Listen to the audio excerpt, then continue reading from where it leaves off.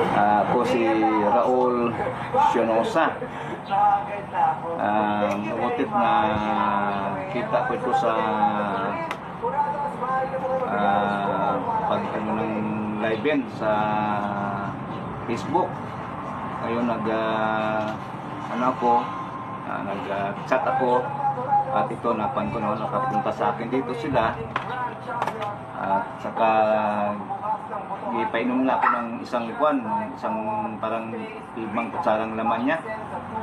So pinagpawisan ako at nanamdaman ko parang gusto ko nang makatulog kasi 9 days and 9 nights ako hindi nakatulog kasi yung sakit kasi diabetic ako at saka hindi na ako makaihi kasi na-trigger ang prostate ko, may bato pa ko sa kidney.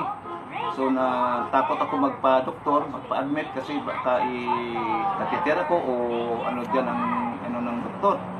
So nung pag-take ko nito ng Libin extract, so 5 kutsara ang inom ko sa umaga at 5 kutsara sa tanghali at sa gabi.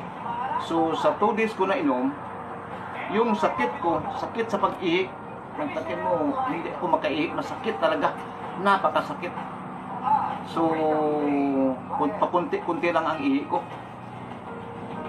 So ngayon, pag inom ko, after 2 days, biglang nawala yung mga sakit niya, no? Ang sakit ng pag-ihi ko. At saka dumandami ng pag-ihi ko. Doon nag-umpisa na maganda ang kain ko at saka nakatulog na ako. So maganda ang epekto ng Libin Amazing Fermented Extract Amazing Drink, no? At ngayon, second purchase ko ito ngayon.